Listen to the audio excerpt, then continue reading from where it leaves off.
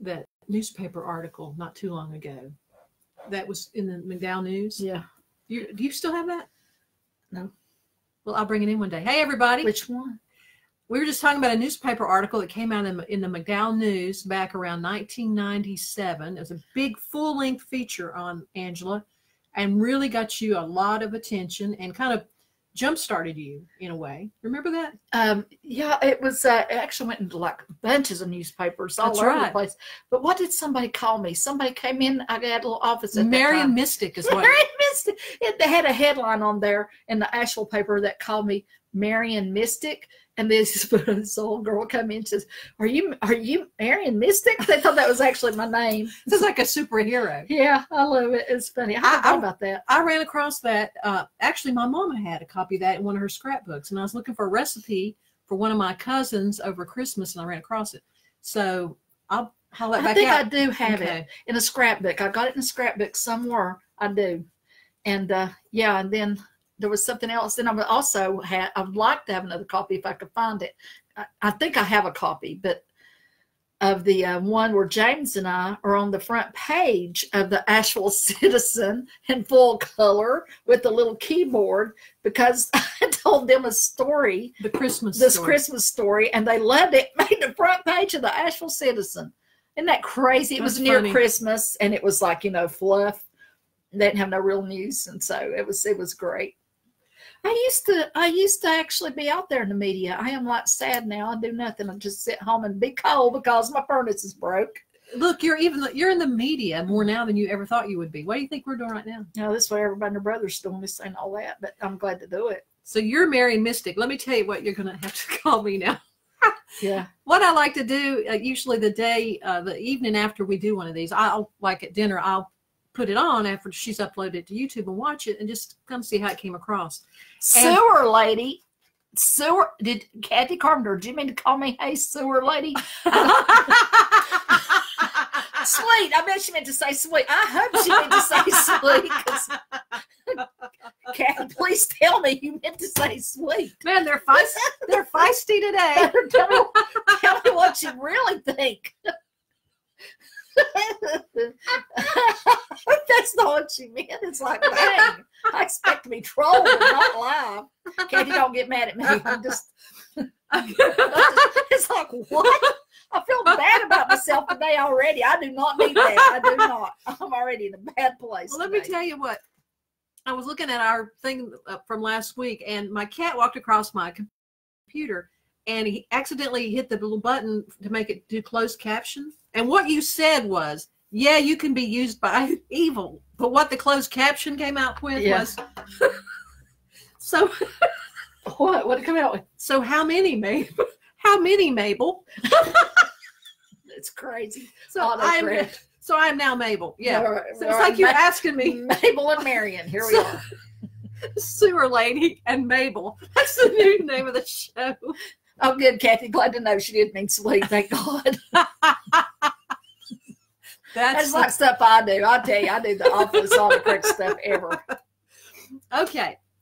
We're all dying to hear more about your trip to Florida. Well, as you know, I've been threatening to go to Florida for a very long time because I haven't been since I was 12 and I'm 62. So I felt like I deserved at least one trip, and I didn't have many to go. So my sweet little girl actually took me as a Christmas gift in Dillon for 3 days. And, you know, we flew down there and whatnot. And I went to see the Gulf because I'd never seen the Gulf. And she had her mindset to swim with manatees. And so I'm going for it because I love animals. I had 2 animal episodes down there, and they were both meaningful. One was we went to Crab Shack, and we were sitting outside eating, and this little squirrel. That's an animal encounter of a different kind. But I don't care. It was the best thing. This little squirrel stuck its head in there, and I gave it a chip. It was a squirrel, not a rat. I thought it was a rat. And the first thought I said I about had a heart attack, and it wasn't. It was a squirrel. And it came up and it took it as a little bitty paws, and it ran away. Then it came back. And so I just continually sat there and fed it stuff. And Jamie sat there and continually berated me for probably giving it bad food. But it was hungry, and I wanted to do it, and it wanted it. And it was so awesome. Anyway, the most awesome thing. We've got on this boat, went out there in the ocean. We had to wear wetsuits. And let me tell you, me in a wetsuit, You sent me a picture. Did you send it to everybody? I sent it there. I felt like it was light humor. People needed to see this. It was bad. Honest to goodness, it would be hard to tell me from manatee, I believe. Oh. Yes, no, it is that bad. It's like, well, God, what are you going to do? What are you going to do? So anyway, we went out there, and Dylan looked so little handsome in his, and Jamie looked so pretty in hers, and there I am. But anyway, we got out there, and that water's cold, and we took us to this place. We got in the water, about froze to death, and immediately they said, get back on the boat. There's no manatee here. So it's like, oh God, we're getting back on the boat. We're freezing. Then they took us to this little spring place where, you know, it was really clear, and there's a bunches of pontoons and kayaks and everything sitting around, but you have to be quiet. They tell you how you have to be. You can't be messing with them. It's very passive, you know. Anyway, we go there, and the good news is at least I wasn't going to freeze because I'd already got the freezing and everything. So I'm getting off the boat as carefully as I can, and I fall. That's right, I fell. I fell into the water. So I'm going, and I'm just thinking, okay, and just try not to freak out. So I go, I'm going under, and mask is leaking like crazy. Water into my snorkel, which I'd never used before. So I'm like struggling, trying not to drown. They said, don't kick with your feet because you don't want to stir up the silt, nothing. So I'm like trying not to do with my feet. I'm trying not to drown. I'm doing all kinds of stuff because I'm trying not to panic. I'm trying to say, no, Angie, no, you'll float back up. You'll float back up. And finally I hear somebody say, just stand up. The water's like 3 feet. I'm thinking I'm drowning here. I just had to stand up. There is a vlog in there. God, and I'm wearing a life vest on top of it. So anyway, I get on my life. I get to floating around there, and you know, it's like I'm having to hold my nose because this mask is not working for me, and they'd already tried it out once. But you know, I'm trying to calm down. I'm floating out there like they want on your chest, and I hear somebody say, "There it comes! It's coming right for you! There it comes!" And it's Dylan, and it's like. Dylan decides at this point he's not into it as much as he thought he was.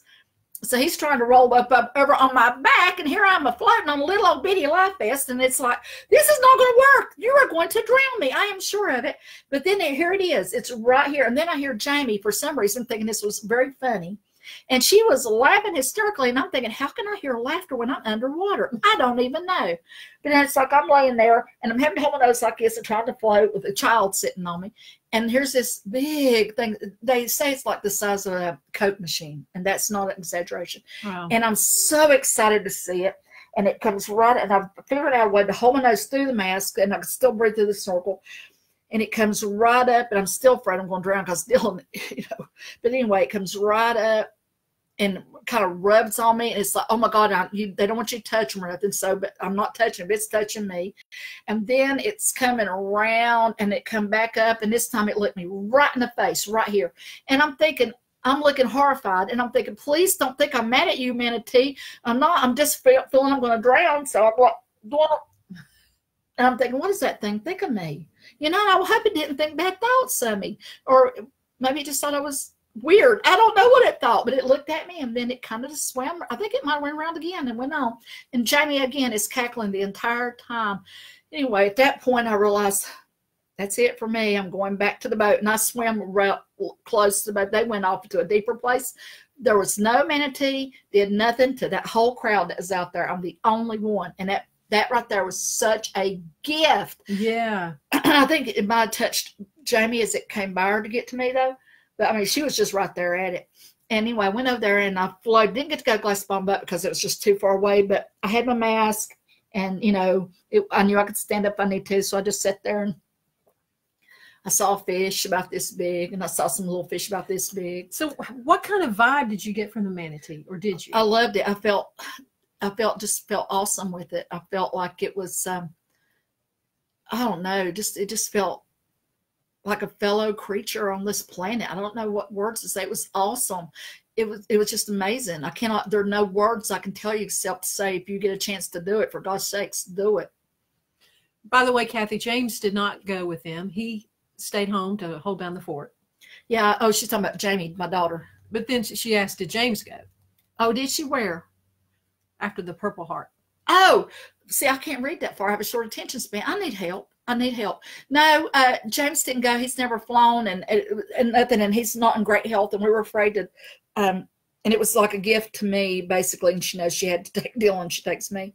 But we decided what we'd do is we'd take him to the ocean, and we're going back to Myrtle Beach in June, Lord willing, if the creek don't rise. She's already got a room for him and her dad to take them then. Thank you. And Karen, I will tell Jamie. And thank you. There was it the first Star Trek movie that the whole premise of it, or one of the basic things about the story, was that the dolphins were the intelligent life on the planet, and they had come back from the future, and you kind of assume through most of the film that the humans have somehow called them back, and then you realize it was the dolphins. That's very interesting. I don't recall that specific premise, but that I've actually had thoughts like that before about, who really is the most advanced and who isn't. Well, I have read some stuff that scientists who have examined or studied the vocalizations of dolphins in particular say it's very much like math. Mm-hmm. So I just think I think it's amazing. The more we learn, the more amazing it is. It's about not just them, but not dolphins alone, but so many other creatures that, back when I was in high school, for example, the rule was that one thing that differentiated humans and animals was the use of tools. But now they're finding that not just chimps and a lot of animals are actually seeing some fish use tools. Dolphins use tools. Some birds, a lot of birds use tools. I've wondered, now see what you think about this, that not like we have to have this line that separates people and the other creatures on the planet, but I thought it might be the ability to create. Like humans can conceive of something that doesn't exist, and then they can set about to create it. And I don't think anything else does that, but I don't know. No, I don't think it's true. I think they're finding out a lot of animals can even do that. For example, elephants have been known to pick up a paintbrush every now and then. And even though they're trained to do certain things, they actually did it on their own. They created art in that way. Okay. Look at a bird nest. I mean, that in itself is a work of art. Yeah, you're absolutely right. So I don't know. I think there's probably a lot of stuff what we think we know that they can't do, and we find out they can do it. So, and they could be doing stuff in other realms that we don't even especially know about. Birds. Yeah. Especially birds. I'm telling you. I think there's something about birds that are. Like they're finding out now that they have the intelligence of maybe a 2-year-old child. And, crows. I mean, God, this thing about crows, I saw a documentary on that. This just blew my mind, that they needed to get their walnut crushed. So they go to traffic, they sit up there and they watch the traffic light.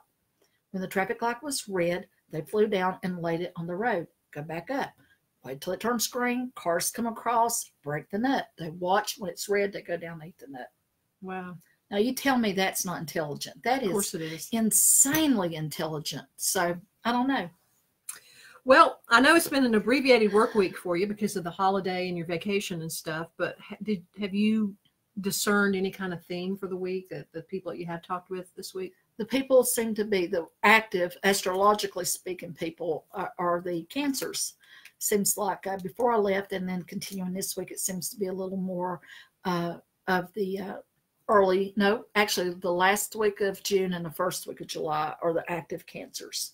So they seem to be a little more lively.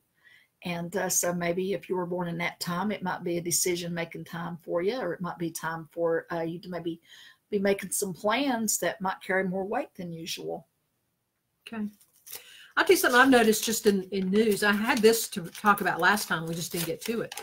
Is how we continue to see established norms broken down. And I just want to get your thoughts on Meghan and Harry basically quitting the royal family. That is a huge bit of the establishment breaking down. And I was hearing today that West Virginia is inviting counties from Virginia to leave the Commonwealth and go over to West Virginia. I mean, you've got everything's breaking down around us.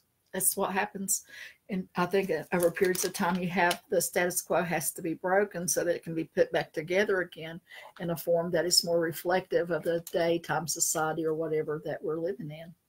So I think there's been periods of breaking down before and probably will be again. But yeah.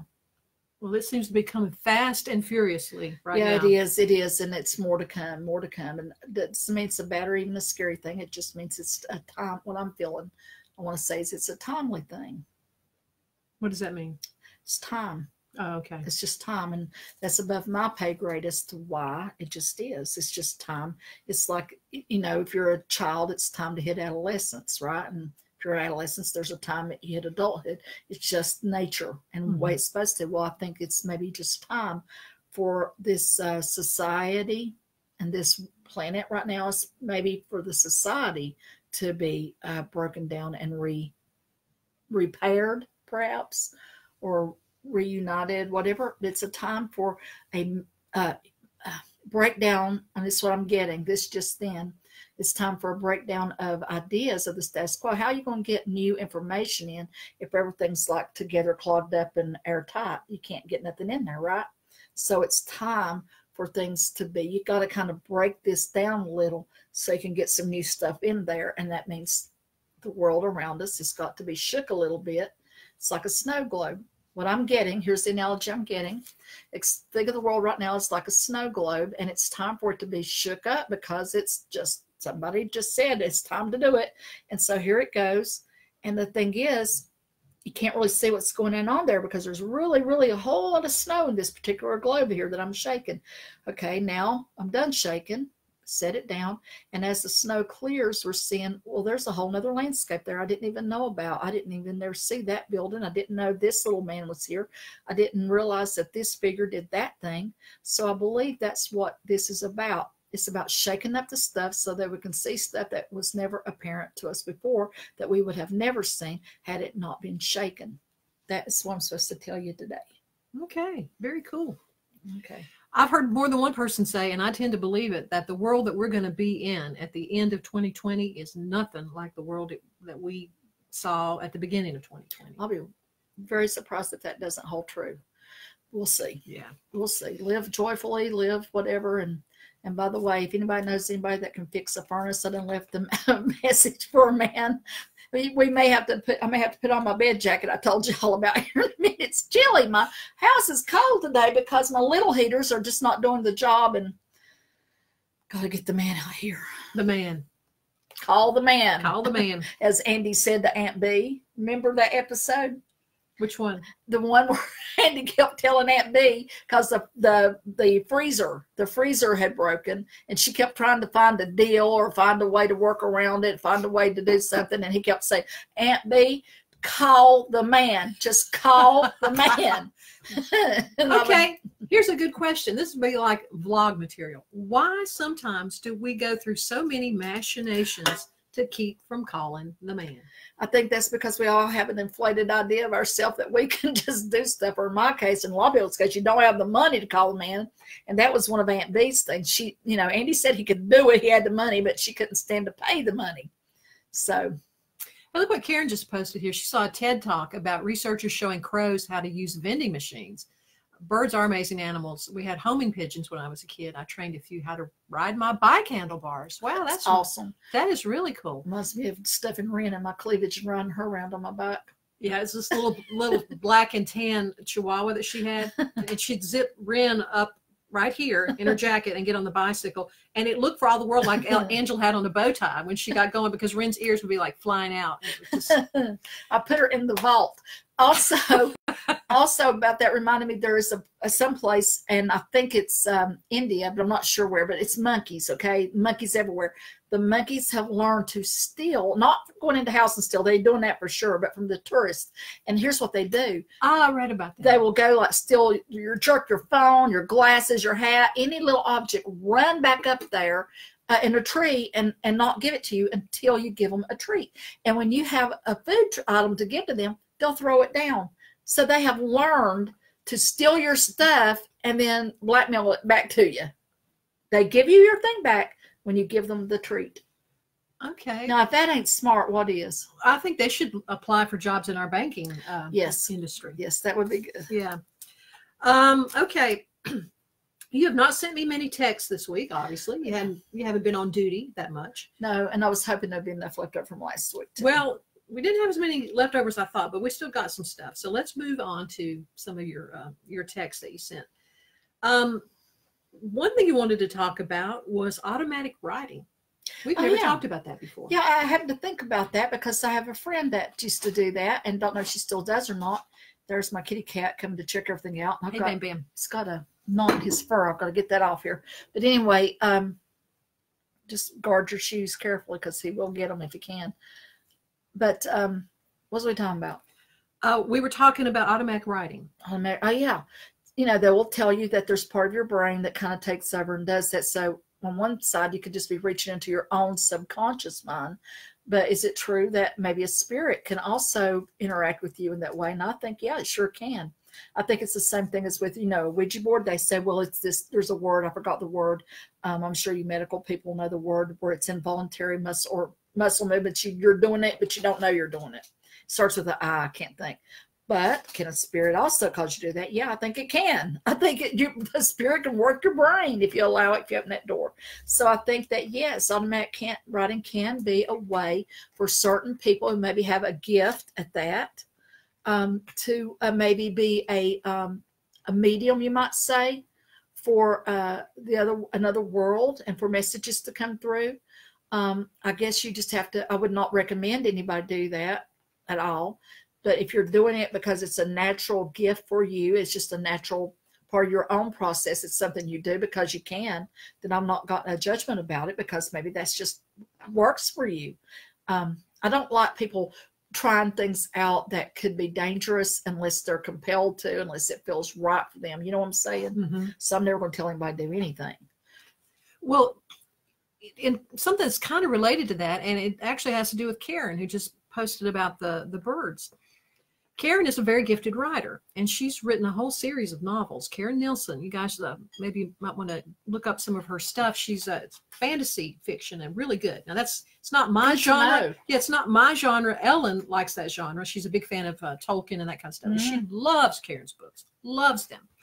But anyway, Karen and I have talked about this before, and she says when she's writing, that she does not know when she sits down to write a book exactly how it's going to end. It unfolds, and it's almost like she is not channeling in that traditional sense, but it's just like she's a conduit for a story that's unfolding. Yeah, see, I think I am when I do my sessions too. I think that's a lot of times I become a conduit. One time, and I believe I was with you, I actually felt that I was on the zone, and I don't like to do this. Sometimes I get a little too deep for my own good. Or I used to know Jane didn't have better sense. And I actually felt like there was something, another worldly being, like from the fairy realm, maybe that actually came into me and was looking out my eyes. Like I didn't lose myself, but I felt like I was sharing momentarily. Do you remember that? I don't. Well, it's just as well. It was weird, but that happened. Well, and along the same lines as automatic writing, more than one time you've told me, and I know you've told lots of clients, that if you kind of want to tap into your subconscious mind, to write with your non-dominant hand. Yeah, I've taught you that. Yeah. That will help you get the other side of your brain so you can get, more information that you might not have gotten, but deeper in your spirit to help you go deeper there. So, yeah, when I tell people often to make a list of what they're hoping for, to add some stuff with their non-dominant hand, or make a list, you can do it this way too, of what you're hoping for with, and then make a list of what you don't want, because it also kind of have the same effect of kind of making you go into a place that you wouldn't normally go. Is there any other time that you would recommend that you write with your non-dominant hand other than making a list? Any time that you feel that you need to get some information that's not readily apparent, give it a try and see what happens. Because as I said, you're accessing part of you that is not readily available. It's a let's say a path to the secret part of yourself, maybe. So if there's a question that I would like to pull an answer from down deep inside of me, you could ask yourself the question and basically just have your pen in the other hand and see what happens. See what happens. Okay. I'm losing my mind. The cat is here, and it had sniffed my phone, and I thought, oh, it's wanting to read the text. And I turned the phone around so I could see it. Well, it wasn't very interesting because he left. For a split second, that seemed to make perfect sense to me. Well, Bam Bam needed to know what was going on. Bam Bam could start keeping your calendar for you. I wish. I wish. Okay, another text that you had sent me was, and I'm not sure if these two things are together or they were two separate things. Okay, Gabrielle, in writing my third book, Inconsistent Truths, I found the story kept changing to the point of me questioning what I was doing. Later, I discovered that our paradigms shift daily, if not by the moment. That is so interesting. Very good. Yeah, really interesting. I think we talked about it before, but when I wake up in the morning, I wonder, am I waking up into the same world I was in yesterday? Or I'm just not, it's totally different. This is a totally different life I'm in today, but I'm just programmed to think this is what I've always been doing. Okay. I think that's very interesting. I think about Captain Kirk, and I think about them being transported. And I thought, what if it were that every time they were transported, the actual original person that got into the transporter died? And then the new version thinks they're the same, that they don't know that they're not the same anymore. They think that they're consistent. They think all their thoughts and memories, but in reality, the original one is no longer in existence. And every time they step in there, they cease to be. And the one that's been down is the new version, having no memory that he's a new version, which then made me think about maybe past lives and reincarnation and things of, souls jumping. I don't know. For no reason. Well, the possibilities are limitless. I mean, Here's a thing for later. I'll talk about that note. Okay. You could have just said it. Let me now read the note that Angela just wrote for me. I'm sorry, I'm not well. I'm trying to get my cat to read. I don't know. Angela just wrote, waking at 3 a.m. And I have no idea why I decided to think that. Captain Kirk analogy. I have no idea why that just suddenly came into my mind. I'm so sorry. But I've been waking up every morning, 2, 3, something like that. I'm surprised that everybody's not hung up by now. I mean, if that thing starts dropping down in a minute, I'm going to be very disappointed. All right. First of all, yes, I think a lot of people lately have been waking up in the wee hours. And the weird part, and we talked about this before, is that people are waking up thinking that it's later. But that happened this morning. I woke up at 2:17, James and me same time. And I thought it was 7 and I was ready to get up. And I thought, have I overslept? Oh my God, I've overslept, But anyway, this weird thing happened here. Last week, I meant to talk about this because it happened last Wednesday, I think, or Tuesday. And it was just odd. And I'm just telling you because maybe y'all are having this experience that I think maybe there's some stuff happening while we're sleeping. Speaking of this paradigital. I was going to say, I've never heard that word, but I love it. Okay. I'm going to use it. Okay, whatever.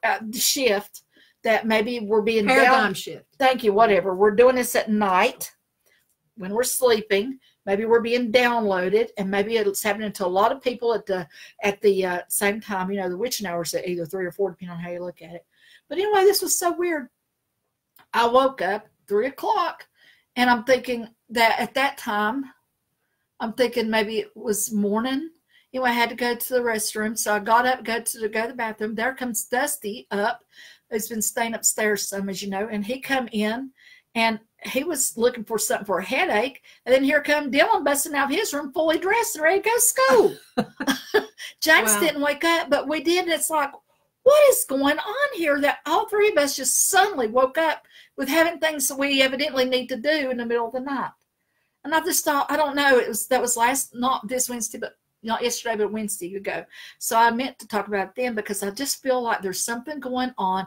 Maybe there's energy from the universe that's actually coming into this world right now to shake things up, as we were already talking about, on an energetic level. And maybe in our weakest time, not weakest, not the word, our most vulnerable time, maybe that's when, we're being made aware of it somehow.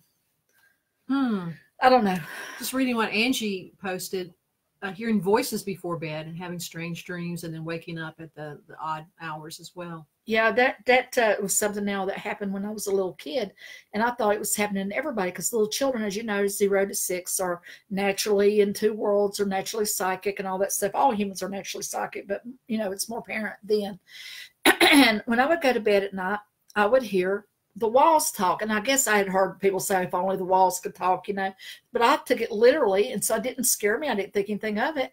And I would lay there and I would listen to what I thought were the walls just talking. It would be, I'd hear children laughing and playing. I'd hear the mom ever so often, you know, correcting them, or, you know, don't do the, you know, just normal, busy family sounds. And it was comforting to me. And then I mentioned it one time to a little girl down the street. I said, you know, not when you hear the walls talking and everything. And she said, yeah. So she heard it too. So, I mean, it was just random. Didn't even think about it. So I think that when we're, Angie, when we're in that half awake, half asleep place, though, that's when you're psychically powerful. So you could hear things from other worlds, other realms that might be leaking through, or you're leaking into their realm. So that's a time when you're psychically vulnerable, you might say, okay? And so it doesn't surprise me, being that, you know, you are obviously a medium as well and all that. And that's also when you're psychically powerful to send energy. And that's when I've told people, you know, if you're needing to manifest something, you might want to, and I forget to do this myself. I'm so guilty of everything, but you know, you might want to try imagining an outcome as you drift off, or if you got to tell somebody something like, you know, give me a job or whatever, you might try to imagine the person that you have to talk to, not like this, because if you try like this, it's easy. Anyway, or, you know, we want to tell somebody, I need to talk to you. I need to break up with you or something. You could like, hey, I got to be free. You know, you put it out 2 or 3 times and you'll feel it bounce back. You can't keep pushing. You can't do this against people's will either. It will bounce back. But that's a time to take advantage of that time when you're in between worlds, when you're half awake, half asleep. Well, you know, Judy is saying that, no, it's Kathy was the one I was just looking at, that at 5 o'clock this morning, her grandson and granddaughter and her all got up thinking it was time to get moving. See, and my cousin said the same thing. Her sister, I was talking to my cousin a while back, and her sister had got up at 3, went busting into her kids' room, tell them, get up, get ready, we're running late for school. And they're, Mom, it's 3 in the morning, what's happening? But that's been like several months ago. So it seems like whatever that was then seems to be coming back around. And yeah, I'm right now in a habit, Judy, of myself. It's been 2:30, like for 2:30. Me too. I think we every can night train ourselves inadvertently too to wake up. You know, it's like your body now is like going to do that until it don't. And I hate it. I hate having my sleep interrupted. You were just talking about you could kind of in a way channel or get in that in-between place in the wee hours of the morning. And Karen had commented, and she has told me this in the past, that she does most of her writing in the wee hours of the morning. So she's basically channeling, I think, an alternate reality in her book. So that's why, I guess that's why she is able to do that more productively at night. Maybe so. Maybe that's when she is able to perceive that. Sure enough. Very good. Very cool. You know, one thing, I know about just about every time we get together, I talk about Dolores Cannon, that hypnotherapist in Texas who had all that really fascinating material come through in her sessions. And one thing that came through with some of her clients was that sometimes they, whoever they is, or they are, I should say, will actually stop our reality and tweak it or something.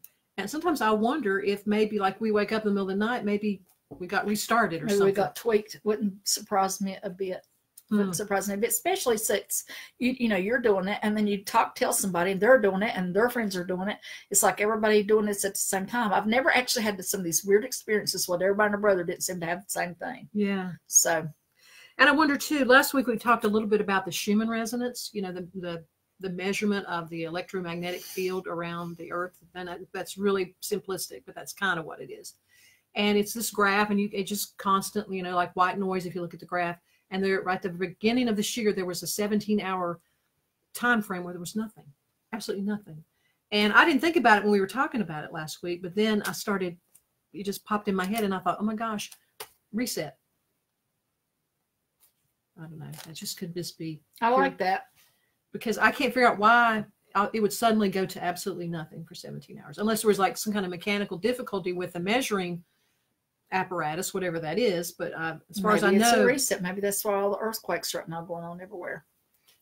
Stephanie is waking up at 3:33. Boy, talk about your synchronistic and that's numbers. About balance. 333. That means balance, balance, balance. So check your balance. Make sure you've got that good balance in your life. If not, maybe look around and see what you need to get rid of or pull in to get that balance. Okay, here's another text that you sent me, and it's gotten really cold now. It's 2 weeks, so I don't know if these two things were related or not, but they're in the same text. Natives seeing flashing light / maybe someone knows something we don't. Does that ring a bell? Oh my God, I haven't. It's okay if it doesn't. I write these things when I'm in the zone. Usually I'm talking to somebody and it triggers something, and I don't have time to make a long statement as what it's about. And like you're in a session, yeah. And I think I'm going to remember because it's when I get it. But evidently, there were natives seeing lights. Okay. And I think that it was they were able to do that because they were not closed off to the things that are of the natural world. I think they might have been seeing, I don't know what natives it were. I think it was a recent thing. Natives on some island were seeing a lot of lights, like UFO lights, that kind of thing. I believe that's what it was about. And it was like the native people there had been seeing those. And then, of course, as you know, in the pre-white people days here, you know, a lot of the natives in our country were seeing, had communion with otherworldly beings, the Navajo and the Hopi and all that. Yeah, we talked about that a while back about the ant people who I guess it was the Hopi, if I'm remembering right, that the ant people taught them stuff and led them to safety when they needed to be and that kind of thing. Yeah, so maybe that's what it was, but I believe it was something about like maybe the Philippines or someplace, I don't know. But anyway, they were seeing all these lights appear and it was making the news article, or I have no idea. Who knows, people? I apologize. I don't know. I get stuff and then I forget stuff. That's okay. Speaking of lights, you had shared this with me a few weeks ago, and then there came to be what we thought was an explanation, and then they took the explanation back. And this is really wild. A bizarre flock of mystery drones continue to trouble the Great Plains, baffling authorities. Started in late November, and in 3 states across the Great Plains, citizens have been repeatedly visited by unidentified and unaccounted for drones. First spotted in eastern Colorado, at least 90 incidents of machines flying around at night, sometimes large drones, and they're calling them drones because that's their best description of what they are. Nobody's really gotten a close look. Sometimes they fly in formation, making orderly grid patterns, and they've been reported to authorities since November 23rd. This was covered by the Denver Post, which said that they were first sighted in Phillips County in Colorado. They've also been in Nebraska, Wyoming. The FBI, the Air Force, and the FAA have looked into it. And law enforcement in at least 2 counties have actually been staking out to try to watch these things and see what they are. And as right now, there is no explanation. What do you think about that? Well, it's a probe of some kind, and I think it's to be seeing exactly what is going on with the nuclear stuff, because it is going around a lot of nuclear sites. And so I think that somebody's keeping an eye on things. It's kind of interesting too. No, forget it. I forgot what I was going to say. I'm still thinking about the natives and the lights, because I remember writing it. It was exciting, and I had something good there. It might pop back in.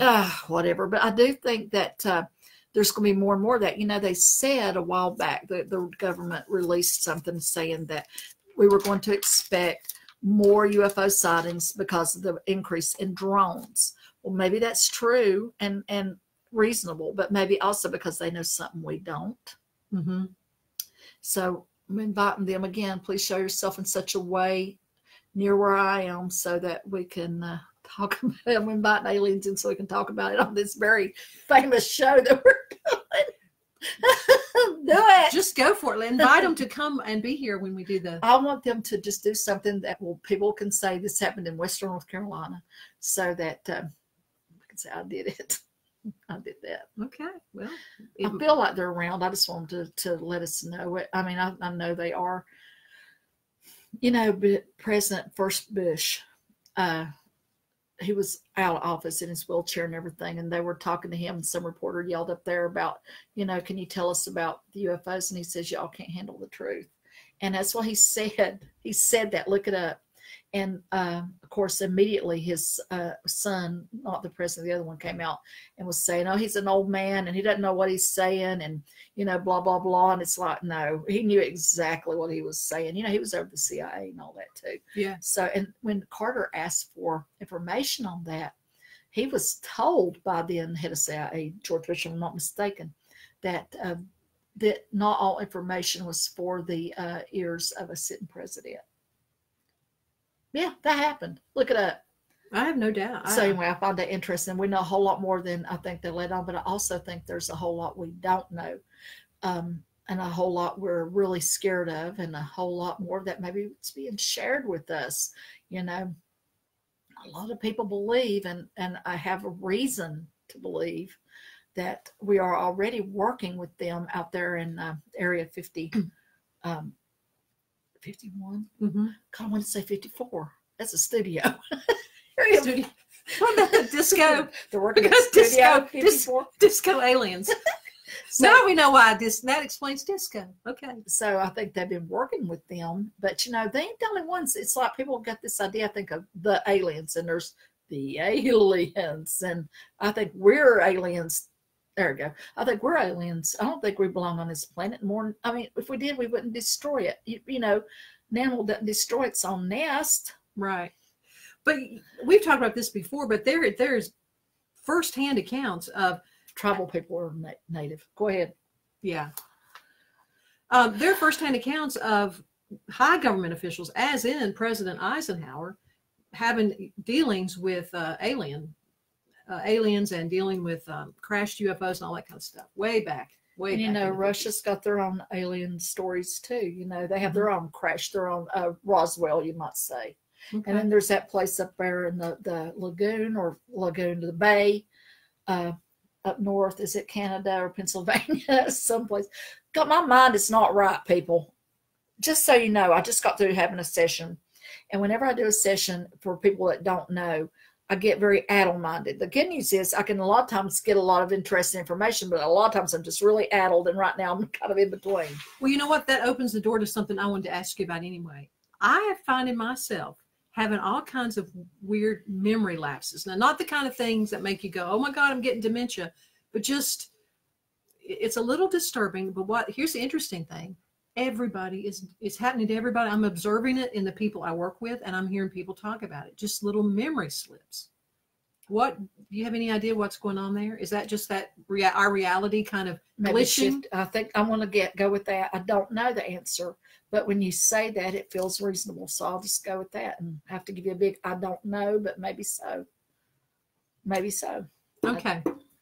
Well, let's switch gears a little bit here, or a lot actually. And I have a really cool story to share, and then I want to get your thoughts about it. And this is more about animals. I found an article about this horse in France. You guys might have read about it. There's a video online. Peyo, or Peyo, P-E-Y-O, the healer. There's this horse, and there's a photograph of this guy in the hospital corridor with this horse. And this was a show horse in France. And the guy who was, thank goodness this guy was very aware, he noticed that when they would go and do a show, that the horse would be drawn to people in the crowd who were disabled or had some kind of infirmity, and would go over, and it seemed to really comfort them. So he arranged to have the horse start to visit hospitals and senior homes and that kind of thing. And finally got it done. They have to take precautions, sanitary kind of precautions, but the horse goes into the hospital. And once the horse goes into the hospital, he can go wherever he wants. And he always goes to the rooms where the people are the most critically ill, where they're dying, have major issues, is who he chooses. And I saw some footage of this horse, and he would go into the room. There was one guy who was evidently very close to death. And the horse just came over and kind of nuzzled him, and the tears just started to flow from this guy. It's just a beautiful story. And the people in the hospital say patients who tend to be angry and aggressive become calm. Patients who don't want to walk anymore start walking, et cetera, et cetera. And I just wanted to get your thoughts on, I guess, our relationship with animals, especially the ones that are in our own home. I bet all of us, or many of us, have healing animals who are capable of being our healers in our home. Cats. I mean, cats know when a person's anxiety. Actually, that girl down there said that a manatee was like a cat, and they're often drawn to people that are very nervous, which would be me. But, and it was a wild animal. But still, I guess it knew. And then birds don't like me because I think I'm so nervous. That's the one that stomped down his cage so he could get away from you. Anyway, I did nothing to that bird to deserve that. But anyway, I think cats, there's so many stories about cats that will go into a room and they know when the person's going to die, but it doesn't freak the person out. It's not like, oh my God, the cat. It's like to keep the cat out. It's like they're welcoming it because it comforts them. So that animal is bringing a comforting energy. And I do think that certain animals, maybe not all, like all people are naturally psychic in my opinion, but not all people pay attention to it or are using it in a way and actively using it, right? So maybe all animals have certain abilities, but maybe not all animals are actively able to use that for whatever reason. And I think they do sense it, and they're there to comfort, because it's the weird thing is, again, it's not being afraid when they see that animal. It is giving them I don't know, it's helping them to be ready to leave. Well, on the flip side of that, is it possible that you have an animal in your house that might, we have toxic relationships. Can you have an animal in your house that you're in a toxic relationship with? Probably. I'm sure if there's any kind of relationship it can be had. That's interesting that Julie's there's got a cat service animal for her post-traumatic stress syndrome. And yeah, I think that cats, if they can tell a nervous person, and they will get right there on your solar plexus? Is that what you want to call that? Mm-hmm. And they will literally suck that negative energy right out. They're attracted to it, and they will calm it. If you're not afraid, of course, if you're afraid of cats, they're going to find you and lay on you if they can. But I think it's because they're trying to calm you, and they don't understand that they're the ones that's freaking somebody out. I had a shaman tell me that if you are under spiritual attack, like heavy spiritual attack, that you may or more likely will draw a lot of cats to you, because cats help mitigate that kind of stuff. I'm telling you, they do. It's like that's their job, I think. So that's all I can tell you about that. Okay. What about pets being reincarnated and coming back to you multiple times in this lifetime? I do believe that, and especially pets. I don't know about wild animals, because I do think they have a shared spirit, but maybe even wild animals as well. I do think that those spirits, I've had too many people tell me of their personal experiences and of my own personal experience. And you've had that personal experience of, this animal, it doesn't look like the previous animal, but it's not even necessarily the way it acts. It's just you can feel it. You can sense it. Yeah. So I think so. I might want to say something about my reincarnated cat here in a second, but I didn't want to miss the opportunity to talk about what Karen just posted here. She has a deer that's been visiting her since New Year's and slept on her porch last night. That is really I wasn't cool. looking at this when I was talking, and I was feeling the deer. And it's every person you mentioned, but one has been a Karen. I think it's different Karens. Everyone's a different Karen club. But it doesn't. And there's Karen again. So Karen is the cat woman right there. There you go. Of course, I'm running a real close second. Well, I'm not going to say that. My daughter would be if she could. She used to have a gang of cats. I went in there one time, and it's like there are all these cats on her table because she was bringing them home from work and everything else. She's a vet tech, and they were needing assistance, and so she was bringing them home. It's like, oh my God, what have I walked in here? What if I walked into? Well, now what were you going to say about the deer sleeping on other Karen's porch? I don't know. That Karen was saying she's got a deer coming up sleeping on her porch. Right. That's what I said. So, I mean, I think that's bringing its energy. I think it's telling her that's an invitation to the fairy realm. That's what they say. So I think it's saying that, hey, this is maybe a special lady, and I'm bringing you a special energy, and maybe inviting you to look into the world of this mystic, the spiritual, the magical. Yeah. Yeah. The fairy realm, whatever you want to call it. I love deer. I think if I had that happen, I would be so extremely excited. That would be so cool. That's really special. I think so. Very special. Well, just real quick while we're talking about cats, and we were talking about reincarnated animals.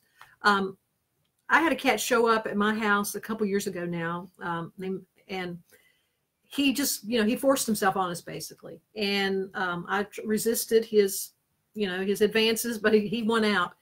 And when he was still kind of halfway accepted into the household, but not quite, one day I was sitting out on the back steps and he came up and he just very tentatively put a paw on my leg, like he's going to get on my lap. It's the first time he ever attempted to do that. And when he did that, I had a flash in my mind. It's like, he's thinking about a little girl he used to know.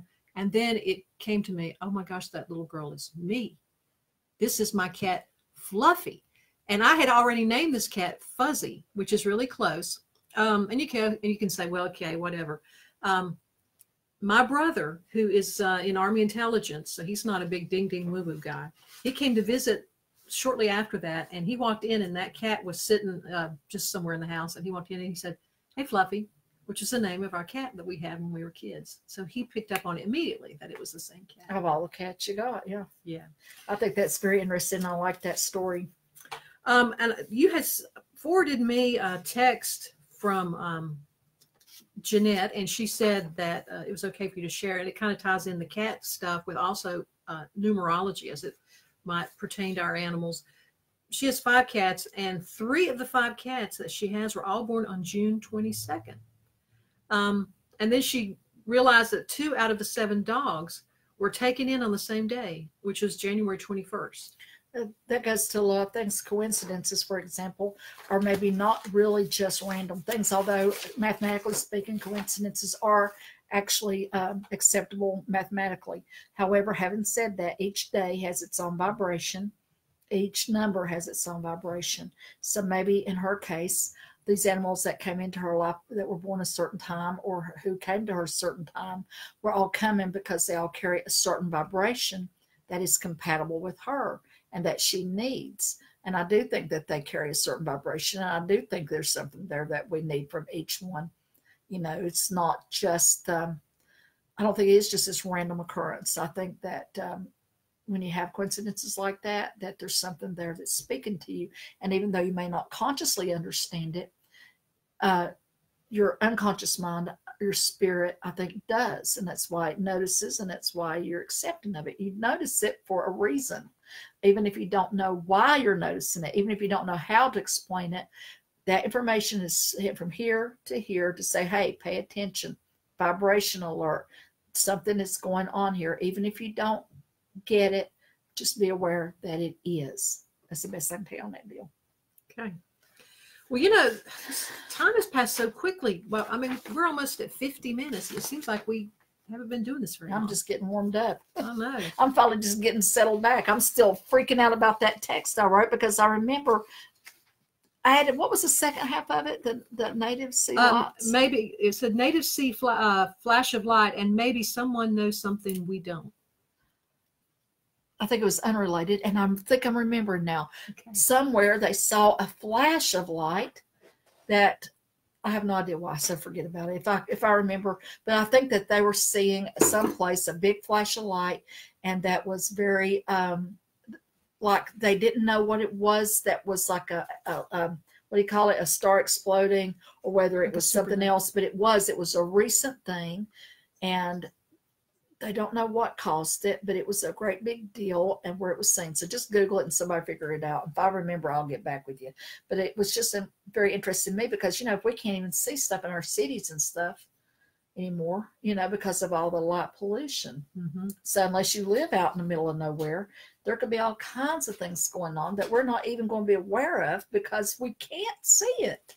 And if you live way out in the country where you don't have all that light pollution, the thing is, we don't go out and look enough. I mean, and I include myself in that too. When you do go out, or when I do go out at night, I do see some interesting stuff. Now, I'm not saying everything is unexplained. There's lots of airplanes out there, but there are a lot of things to be seen that we just don't see because we're not looking. I told you I saw that thing that was like a lights go round and round, and then I saw just recently some stranger I saw it on the internet or something. And that was what they were describing. And I said, that's what I saw. That's what I saw. And nobody would bother to go outside and look, which to me is bizarre. That why wouldn't somebody just walk out there and look? But I just thought of something else, darn it, and I lost it. Yeah, It'll come back around. Yeah, it'll come back around and I'll forget it again. Well, just text it to me immediately. And then we can try to figure out next time. Well, I want to bring up one other thing because you had somebody watches the stream want us to talk about this a little bit, and it ties back into the animal stuff. They wanted to talk about infrasound, which is the fear frequency. Have you all heard about this? I for whatever reason, she had heard about it. This had totally escaped me. But it's sound below 20 hertz, which is lower than what we as humans can perceive. But this frequency can induce feelings of fear or dread or depression. Earthquakes cause this infrasound, which is why elephants and animals that can pick up on that, or almost any animal, will flee the area where there's going to be an earthquake or a tsunami or anything like that. They're gone before the actual event happens because the preceding tone warned them and they got out of the way.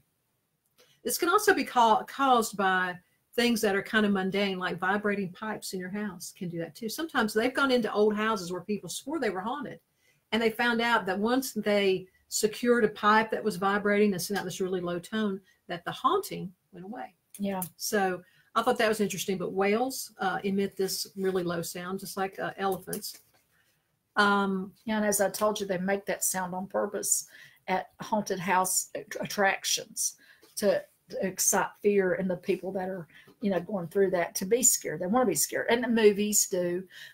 Nature shows will often do that, and also just this is opposite. Speaking of, though, movies where, or nature, no, I don't think they're for nature shows. These where they have a soundtrack and they're having like, you're getting ready to get murdered in a horror movie, right?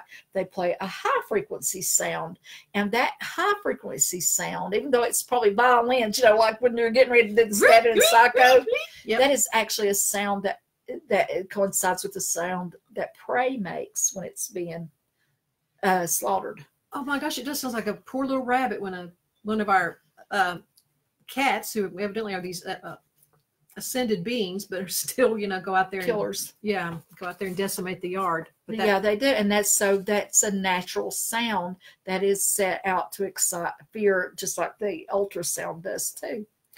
Okay, Pat says she has been terrified for 2 days, no reason.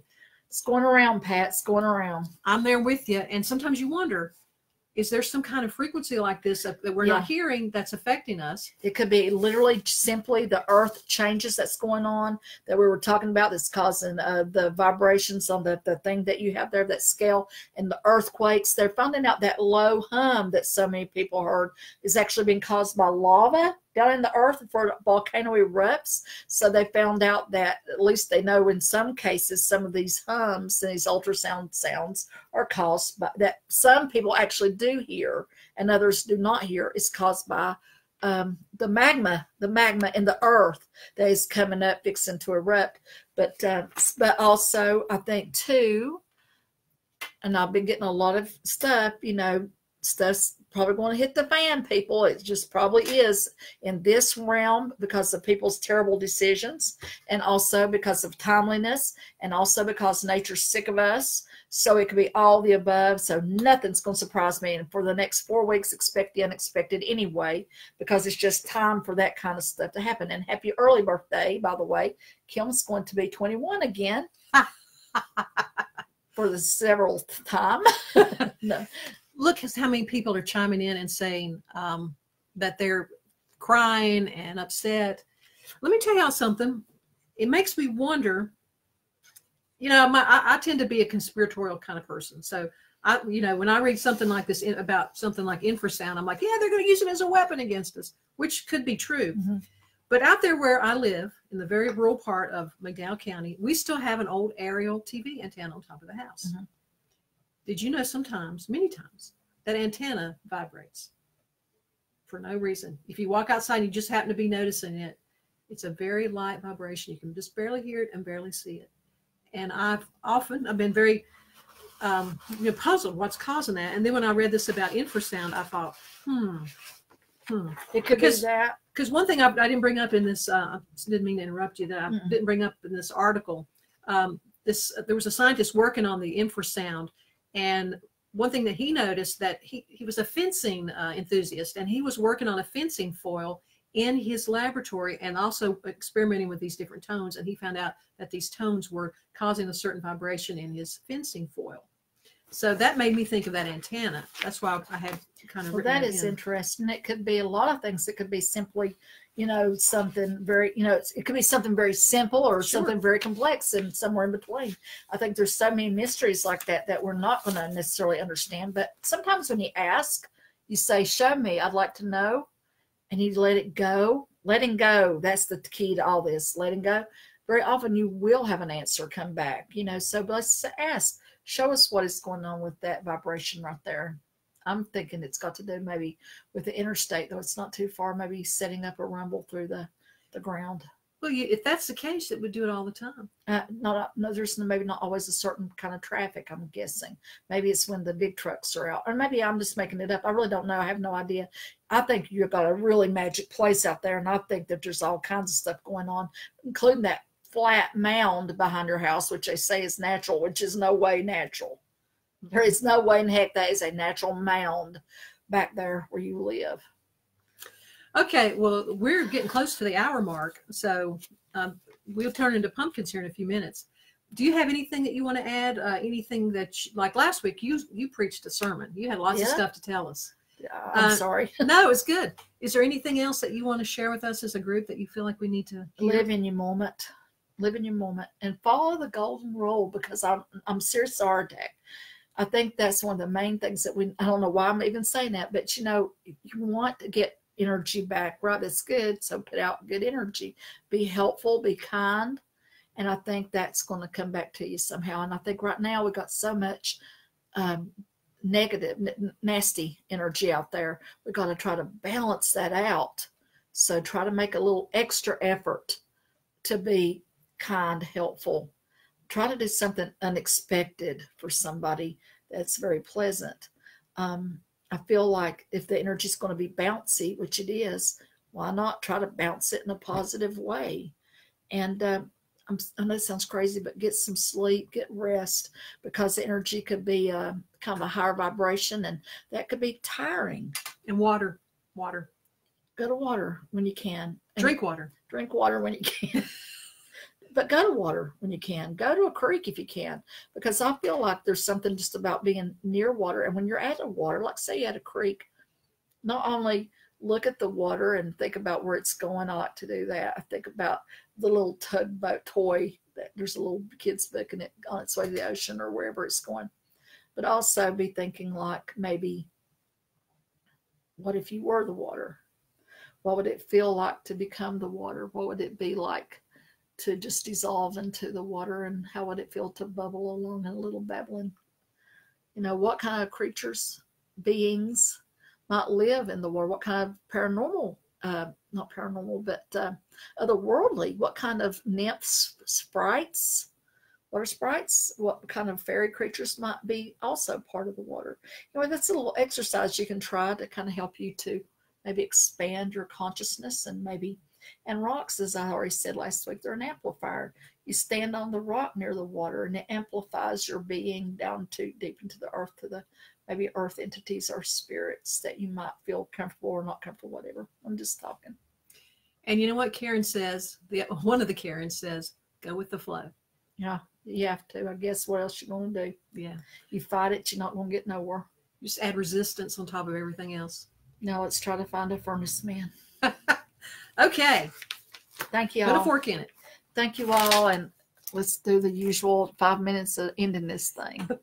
And please feel free to share. And hopefully, Lord willing, we'll see you next week. Absolutely. All righty. And here we go.